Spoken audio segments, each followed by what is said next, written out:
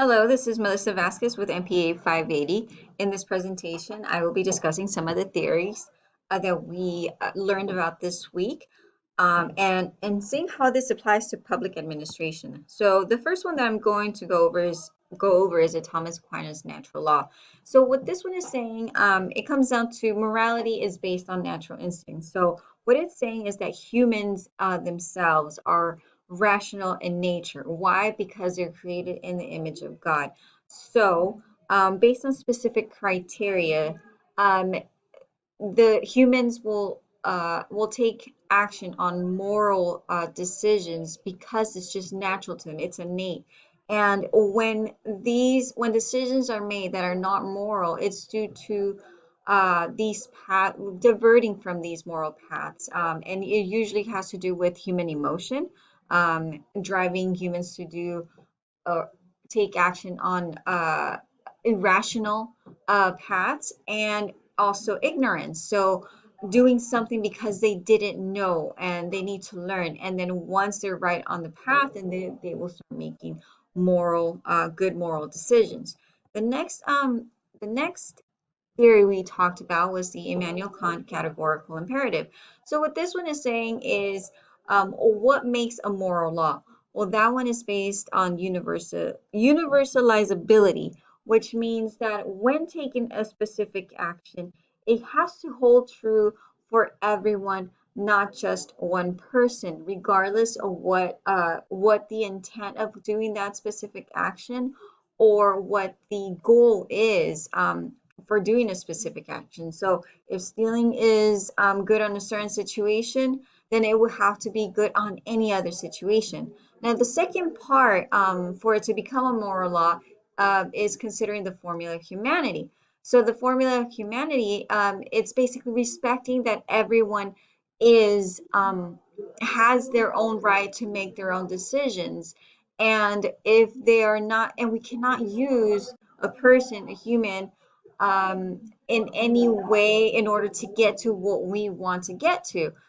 We cannot use people without them knowing what we're using them to, because then they are not able to use or decide for themselves as to what is the best way for them to act. The third one is utilitarianism. Now, this one we do talk about, and we've probably seen it oftentimes. It depends. This was mostly based on what the outcome is. So the outcome is trying to maximize happiness or pleasure.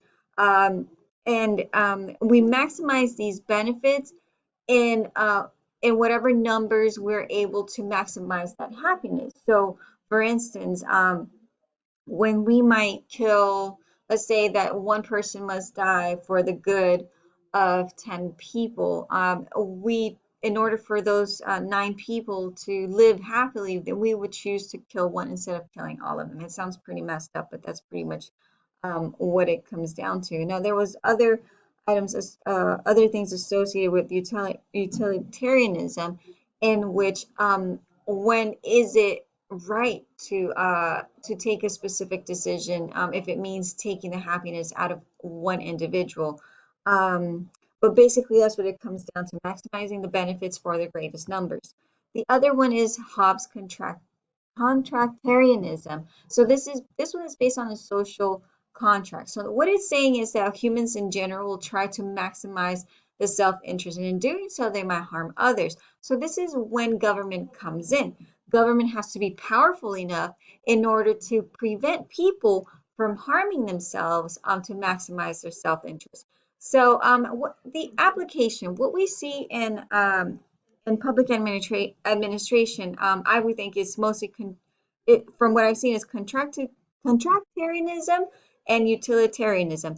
Why contractarianism? Well, like market failures. Whenever there's a market failure, there's a company that has been um, that has too many negative effects or has too many negative externalities. Government has to come in and um, and take action in order to have or minimize those negative externalities. Now, when we're making policies, we use a utilitarianism, because at the same time, even though we might have one of the best policies, if the cost of enforcing that policy does not uh, is not worth the cost, and we're going to choose another one in which the cost to benefit will be at least equal. Um, for for the virtue theory, I would say that it partly applies. And the reason why I say it partly applies is because the part that I think really applies is that when we're looking for leaders in general, we're looking for specific qualities of a leader, and those things sometimes it's not just genetics. You know, so you're not just sometimes a natural born leader. We have to learn those things, and we learn those things from the people that we do see as great leaders, and we try to imitate those leaders. So that is the way where I think virtue theory applies. That has been my that is the conclusion of my presentation. These are my references, and I'm looking forward to seeing all of the other presentations. Thank you.